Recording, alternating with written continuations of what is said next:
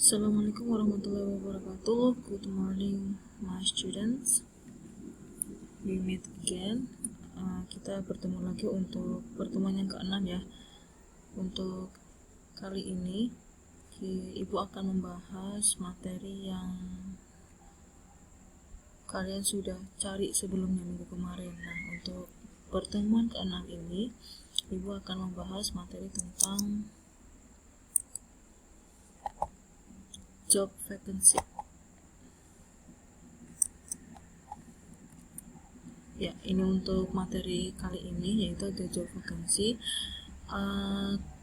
Pertemuan kemarin Ibu meminta kalian untuk mencari contoh job vacancy atau iklan lowongan pekerjaan tentunya dalam bahasa Inggris ya. Kemarin ada beberapa aturan. Satu, cari dalam menggunakan bahasa Inggris. Yang kedua, kalau bisa itu menyesuaikan dengan kompetensi keahlian kalian gitu. Misalkan karena kalian ada di kelas ototronik, ya ada contohnya misal kayak engineering, teknisi yang seperti itu. Jadi ada kaitannya seperti itu biar buat belajar ya. Nah, untuk yang kemarin itu sudah dicari, kemudian dikumpulkan di GCR. Ada beberapa yang perlu kalian ketahui. Informasi yang harus dicari kemarin itu kurang lebih ada 4 pertanyaan. Yang pertama itu katanya dengan nama perusahaan, jadi harus tahu nama perusahaannya apa. Yang kedua itu posisi yang dilamar atau lowongan pekerjaannya itu informasi tentang apa posisinya. Nah, itu juga kalian harus tahu. Yang ketiga persyaratannya apa saja, karena memang penting jangan sampai kalian melamar pekerjaan tapi ternyata persyaratannya itu tidak sesuai, asal ngirim saja tuh. Yang terakhir itu kaitannya dengan alamat untuk mengirim gitu kan, itu seperti itu. Oke, kita lanjut untuk pembahasannya.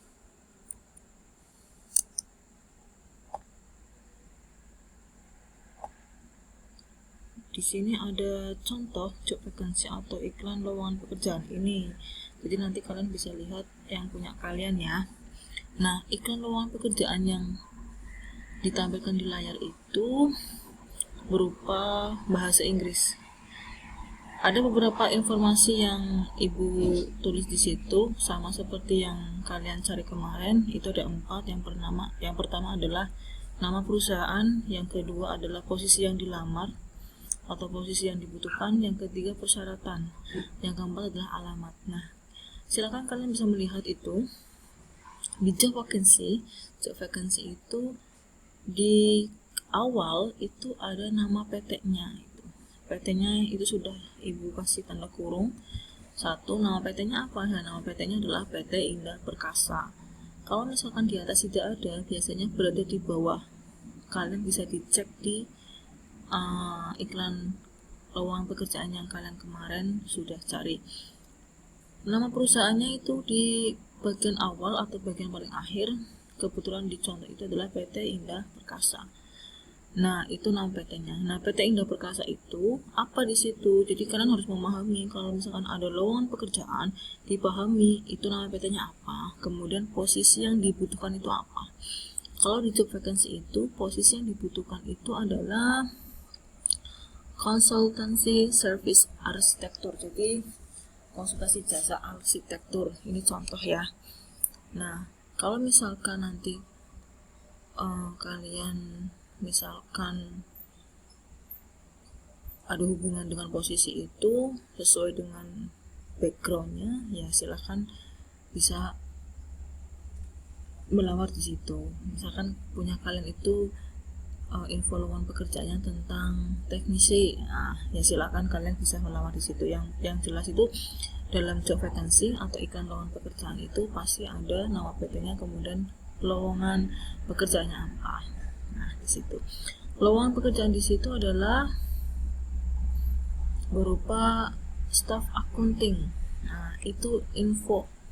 Nomor 2 itu required position. Posisinya itu apa? Ya sebagai mencari orang yang akan bekerja di bidang accounting staff gitu. Lah di bawahnya itu ada job responsibilities itu apa sih? Job responsibilities itu adalah ketika nanti sudah masuk ke situ, nanti dia kerjanya apa, job description-nya itu apa, itu seperti itu. Kadang di lowongan pekerjaan bisa ada itu, bisa ada job responsibilities, bisa tidak ada, tergantung. Pokoknya menyesuaikan dengan yang punya kalian gitu ya. Menyesuaikan dengan yang punya kalian, sesuai apa tidak gitu. Terus kemudian di bawahnya lagi ada experience requirements. Experience itu adalah pengalaman. Oh, ternyata di lowongan pekerjaan ini itu meminta persyaratan paling tidak harus ada punya pengalaman pekerjaan selama 2 tahun. Itu seperti itu. Persyaratan minimal 2 tahun. Misalkan kalian tidak punya pengalaman kemudian mau daftar, bisa nggak? Kemungkinan kecil untuk diterimanya gitu, karena memang di situ tertulis minimal ada pengalaman pekerjaan selama 2 tahun. Ada yang dicantumkan, ada yang tidak, jadi sekali lagi terserah, tergantung dari job vacancy-nya gitu. Ada yang memang nggak ada pengalaman juga nggak apa-apa misalkan, tapi kalau memang harus berpengalaman ya memang harus berpengalaman. Berarti persyaratannya melampirkan misalkan pernah bekerja di mana gitu. Kemudian yang keempat itu seperti yang ada expertise, itu maksudnya adalah keahliannya apa, itu bisa masuk ke requirements, persyaratan.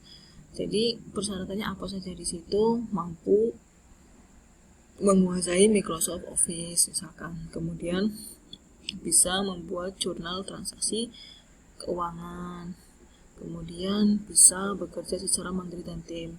Itu keahlian. Nah, itu keahlian yang diminta. Nah, keahlian persyaratannya itu selain expertise itu juga ada qualification. Qualification itu apa sih? Nah, di situ kebetulan ada contoh kualifikasinya, itu adalah laki-laki atau perempuan.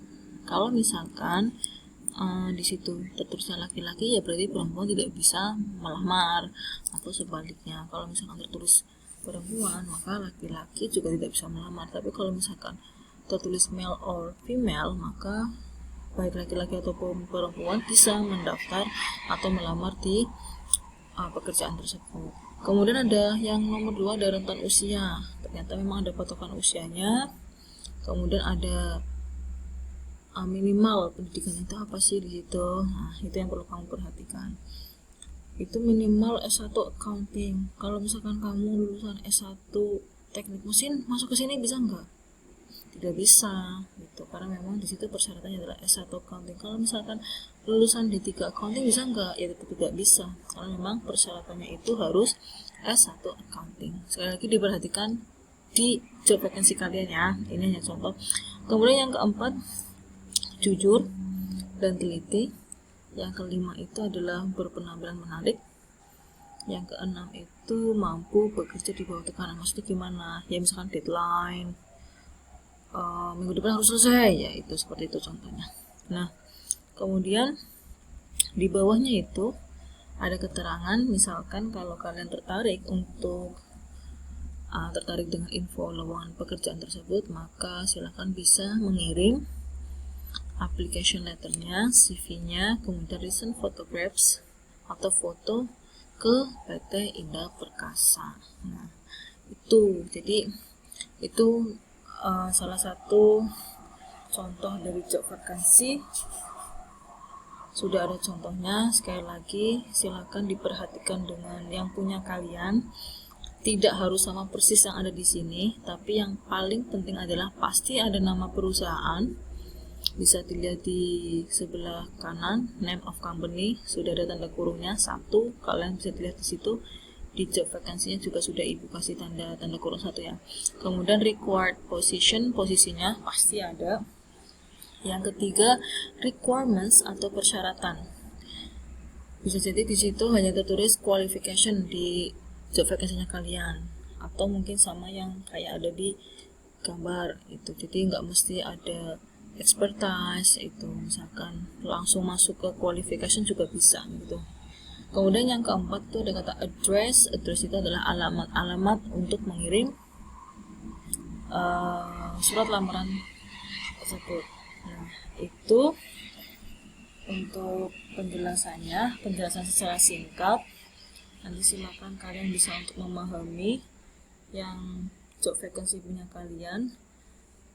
Dipahami, yang paling penting itu adalah satu, nama perusahaannya harus tahu, yang kedua posisinya yang dicari, kemudian persyaratannya yang diperhatikannya. Persyaratannya kalian bisa menggunakan kamus online lah untuk membantu mentranslatekan. Yang keempat adalah alamat gitu, karena nanti itu yang akan jadi patokan untuk membuat surat lamaran pekerjaan. Surat lamaran pekerjaan nanti akan ibu berikan next meeting, pertemuannya akan datang.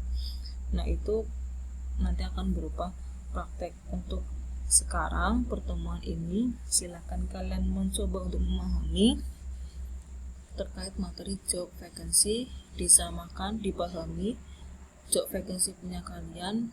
Kalau sudah menemukan unsur yang diminta, keempat itu tadi minimal, nanti untuk membuat application letter atau surat lamaran pekerjaan itu akan lebih mudah. Oke, thank you. I think it's enough. Hari ini selesai ya. Mudah-mudahan bisa sedikit memberikan gambaran. Kurang lebihnya mohon maaf. Thank you. Assalamualaikum warahmatullahi wabarakatuh.